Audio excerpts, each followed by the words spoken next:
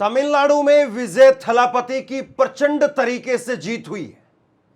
Floor test में बहुमत पास कर लिया और न केवल बहुमत पास किया है बल्कि ऐतिहासिक तौर पर पहली बार लड़ने वाली पार्टी ने ऐतिहासिक तौर पर बहुमत हासिल किया है। फ्लोर टेस्ट में 118 चाहिए था आंकड़ा, लेकिन 118 नहीं 144 वोटों के साथ में विजय थलापति ने जीत हासिल करने का काम किया है। और बीजेपी को 440 वोल्ट का कैसे झटका लगा है, मोदी पॉलिटिक्स कैसे एक्सपोज हो गई है, सबके सामने पर्दाफाश हो गया है, पूरा देश देख चुका है। यह तमिलनाडु के अंदर एक बड़ी जीत है। आपको याद होगा राहुल गांधी गए थे विजय थलापति के शपथ ग्रहण समारोह में, और जिस तरीके से राहुल गांधी को भाई बताया था विजय थलापति ने, और उससे पहले भी राहुल गांधी से प्रभावित रहे विजय थलापति। बीजेपी नहीं चाहती थी कि विजय थलापति कांग्रेस के समर्थन से सरकार बनाए, लेकिन विजय थलापति वो कांग्रेस के समर्थन से ही सरकार बनाना चाहते थे। लिहाजा आप देखिए कि किस तरीके से पहले राह में रोड़े अटकाए गए, और अब आप देखिए कि कैसे विजय थलापति ने इतनी बड़ी जीत हासिल की है। मैं पूरी खबर आपको बताने वाला हूं कि बीजेपी को झटका कैसे लगा है और मोदी पॉलिटिक्स कैसे एक्सपोज हो गई है, लेकिन पहले नंबर गेम वो आपको दिखा देता हूं। तो कुल मिलाकर के 172 विधायक वो मौजूद रहे और बाकी डीएमके के विधायकों ने वॉकआउट कर दिया, और 172 में से 144 वोट विजय थलापति को मिले। एआईएडीएमके जो कि बीजेपी की परंपरागत तौर पर सहयोगी पार्टी रही, उसमें फूट पड़ गई, बगावत हो गई, और 25 विधायक वो अलग हो गए। कायदे से कहा जा रहा है कि 30 विधायक है, लेकिन 25 विधायकों की संख्या वो साफ हो गई है। और सबसे बड़ी बात यह है कि बीजेपी जिसके कंधे पर सवार होकर के सरकार बनाती थी तमिलनाडु के अंदर, ऐसा लग रहा है कि वो कंधा हमेशा हमेशा के लिए अब खत्म हो जाएगा। यानी वो पार्टी वही खत्म हो जाएगी, एआईएडीएमके पार्टी वो खत्म हो जाएगी, ये साफ तौर पर दिखाई दे रहा है।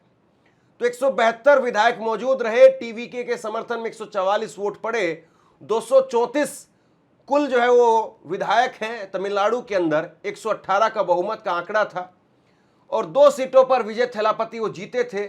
तिरची ईस्ट से और पेरम्बूर से 2 सीटों से वो चुनाव में जीत हासिल की थी, लेकिन उन्होंने एक सीट से जो है वो इस्तीफा दे दिया है, और अब वो तिरची ईस्ट से ही विधायक रहेंगे। एक सीट को उन्होंने छोड़ दिया है। अब एक विधायक जो है वो टीवीके का, उसका मामला हाईकोर्ट के अंदर है, इसलिए उसने वोट नहीं डाला। एक विधायक जो टीवीके का, जिसको स्पीकर बनाया गया है, उन्होंने वोट नहीं डाला। तो 3 विधायकों का वोट कम हो गया, लेकिन उसके बावजूद 144 का समर्थन यहां पर विजय थलापति ने हासिल किया है। और इस तरीके से सदन में विधायकों की संख्या 232 रह गई, और टीवीके को 47 विधायक वाली एआईएडीएमके के 25 बागी विधायकों के अलावा कांग्रेस, सीपीआई, सीपीआईएम, वीसीके और आईयूएमएल और एएमएमके के बागी विधायक ने समर्थन किया। विश्वास प्रस्ताव के विरोध में 22 वोट पड़े जो एआईएडीएमके के बचे हुए विधायकों के रहे, और 59 विधायक वाली डीएमके ने सदन से वॉकआउट कर दिया। और इस दौरान 5 विधायक पीएमके के और बीजेपी के 1 विधायक वो न्यूट्रल रहे, और स्पीकर ने वोट नहीं डाला। तो ये कुल मिलाकर के जो है वो गणित है। अब 144 का आंकड़ा वो विजय थलापति के पास में है, जिसमें टीवीके के 105 विधायक हैं। एक सीट से खुद जो है वो विजय ने इस्तीफा दिया, और एक सीट का जो मामला है वो अभी हाईकोर्ट में है, इसीलिए अब उनके 105 विधायक हैं। एक स्पीकर का वोट उसमें कट गया। एआईएडीएमके के 25 विधायक है, बागी गुट है ये। कांग्रेस के 5, सीपीआई के 2, सीपीआईएम के 2, वीसीके के 2, आईयूएमएल के 2 और अन्य का 1। तो ये इस वक्त में जो है वो जो संख्या है वो रही है। अब जरा इस बात को समझिए कि बीजेपी को झटका कैसे लगा है। मैं आपको लेकर के जाना चाहता हूं वापसी, जब रस्साकसी शुरू हुई थी। 4 तारीख को चुनाव के नतीजे आए, और सबको चौंकाते हुए विजय थलापति ने 108 सीटें हासिल की। कोई उनको 20 सीट दे रहा था, कोई 25 सीट दे रहा था। एक एग्जिट पोल में उनको जो है वो 80 सीटों की दिखाई गई थी। बाकी 108 विधायक उनके जीत करके आ जाएंगे, किसी को अनुमान नहीं था, लेकिन विजय थलापति का ऐसा चक्कर चला कि उन्होंने 108 सीटें जीत ली पहली बार में। कुल मिलाकर के 2 महीने की माफ कीजिए 2 साल की जो है उनकी सरकार जो है वो बनाने के लिए या पार्टी पॉलिटिक्स में जो है उनकी एंट्री हुई थी, और 6 महीने पहले जो है उनकी पार्टी बनी, रजिस्ट्रेशन हुआ, और 6 महीने के अंदर आप देखिए कितना बड़ा खेल। लेकिन ये हुआ कैसे, जरा इसको समझिए। जब 108 विधायक आए तो कांग्रेस ने समर्थन देने का ऐलान कर दिया, जबकि कांग्रेस वो डीएमके के साथ में थी। अब बीजेपी चाहती थी कि विजय की सरकार बने, लेकिन एआईएडीएमके के साथ में मिलकर के बने और बीजेपी का उसमें दखल रहे, ये बीजेपी चाहती थी। बीजेपी का सिर्फ एक विधायक है, लेकिन जिस तरीके से गवर्नर के जरिए, राज्यपाल के जरिए 4 बार चक्कर कटवाए गए, 4 चक्कर कटवाए गए, और बार बार ये कहा गया कि भैया नंबर लेकर के आओ, नंबर लेकर के आओ, नंबर लेकर के आओ। 118 नंबर आप लेकर के आओगे तब जाकर के हम आपको सरकार बनाने का न्योता देंगे। ये दरअसल बीजेपी की पॉलिटिक्स थी। ये बीजेपी की पॉलिटिक्स थी कि कैसे गवर्नर के कंधे पर बंदूक रख करके चलाना है। वरना आप बताइए कि पूरा तमिलनाडु जानता था, पूरा देश जानता था कि नंबर जो है वो विजय के साथ में है, और नंबर हासिल करने का जो काम होता है वो फ्लोर टेस्ट में होता है, वो राजभवन के अंदर नहीं होता है।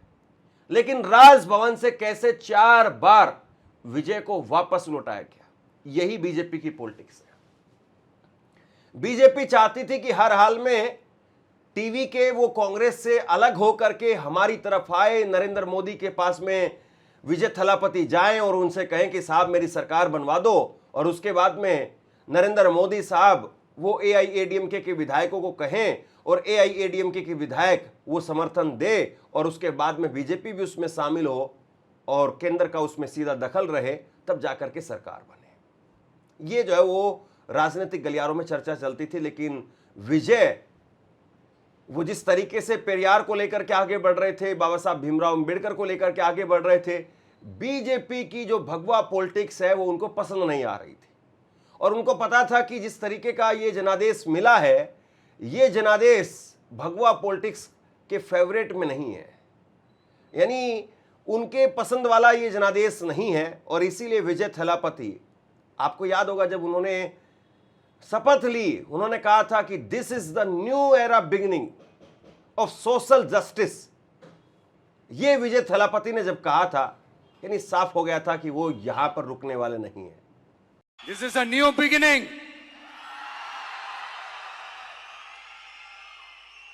a new era of a real secular social justice starts now. अब 2 बातें थी जिसकी वजह से विजय थलापति को इस तरीके का जनादेश मिला।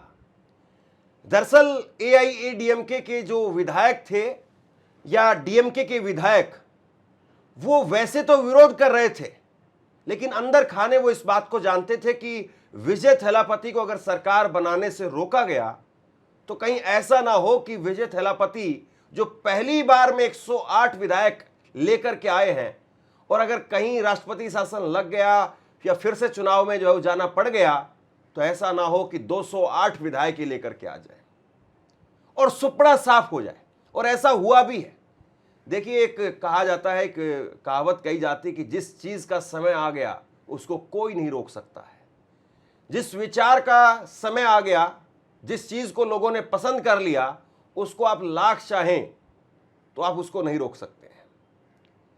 केजरीवाल जब दिल्ली में पहली बार आए थे, पहली बार जब चुनाव लड़ा तो 28 सीटें आई थी उनकी। कांग्रेस ने बाहर से समर्थन दिया, 8 सीटें आई, और केजरीवाल ने अपना इस्तीफा दे दिया। इस्तीफा देकर के केजरीवाल दोबारा से चुनाव में चले गए, और बीजेपी को भी कांग्रेस को भी लगता था कि नहीं, इस बार जो है वो केजरीवाल को रोक लेंगे और किसी तरीके से केजरीवाल को एरोगेंट साबित कर देंगे, ये अराजक आदमी है ये साबित कर देंगे, ये बहुत ही जो है वो एक तरीके से आप यूँ कहिए सरकार चलाने के लिए उपयुक्त आदमी नहीं है, ऐसा आदमी साबित करके और केजरीवाल को यहीं पर कुचल देंगे। लेकिन देखिए, केजरीवाल का समय आ चुका था और केजरीवाल वहां 28 से फिर सीधे 67 पर चले गए। बीजेपी सिर्फ 3 सीटों पर सिमट करके रह गई और कांग्रेस का खाता तक नहीं खुल पाया। और यही कहीं ना कहीं अंदर खाने चल रहा था डीएमके के अंदर और एआईएडीएमके के अंदर, कि अभी तो फिर भी कम से कम राजनीतिक वजूद बचा हुआ है। इस चुनाव में अगर आप देखें तो इस चुनाव में अभी भी डीएमके वो दूसरे नंबर पर रही और एआईएडीएमके वो तीसरे नंबर पर रही। लेकिन अगर यहां पर विजय थलापति को अगर रोक देते, सरकार नहीं बनाने देते, शपथ नहीं लेने देते, तो बहुत हद तक संभव यह था कि फिर जो जन सैलाब विजय थलापति के साथ में जाता उसको शायद कोई रोक नहीं पाता और कहीं ना कहीं अस्तित्व खड़ा हो जाता कि विजय थलापति वो इस प्रचंड जनादेश के साथ में जो निकल करके सामने आते कि बाकी पार्टियों का अस्तित्व खत्म हो जाता, जैसे दिल्ली में हुआ। तो कुल मिलाकर के अंदर खाने ये तय हुआ, डीएमके और कांग्रेस में भी तय हुआ कि आप चले जाइए, बाकी लोगों को लेकर के चले जाइए और हम सरकार में जा नहीं सकते हैं, लेकिन विजय की सरकार बनवा दीजिए। विजय की सरकार अब बन गई है, अब 5 साल वो काम करेंगे और कैसा काम करेंगे, अपने वादों को कितना पूरा करेंगे, ये तो वक्त बताएगा और उसके बाद में अगले चुनाव में क्या होगा वो जनता तय करेगी। लेकिन कम से कम विपक्षी पार्टियों के पास में अब ये जरूर होगा कि 5 साल उनके काम में कमियां निकालने का समय है। 5 साल में वो क्या वादे पूरे करते हैं नहीं करते हैं ये देखने का, विचार करने का समय है। और विजय थलापति उनके पास में भी समय है कि वो 5 साल में अपने आप को साबित करके दिखाए। लेकिन बीजेपी की जो पॉलिटिक्स थी वो धरी की धरी रह गई और पता चल गया कि कैसे गवर्नर पद का दुरुपयोग बीजेपी कर रही है। आप ये बताइए, कोई भी आदमी बताए कि भाई क्या जरूरत थी गवर्नर साहब को रोकने की, जब नंबर उनके पास में थे, सब जानते थे कि नंबर उनके पास में है। फ्लोर टेस्ट के लिए आप क्यों नहीं उनको जाने दे रहे थे, क्यों आप उनको रोके हुए थे, क्यों इस जिद पर अड़े हुए थे?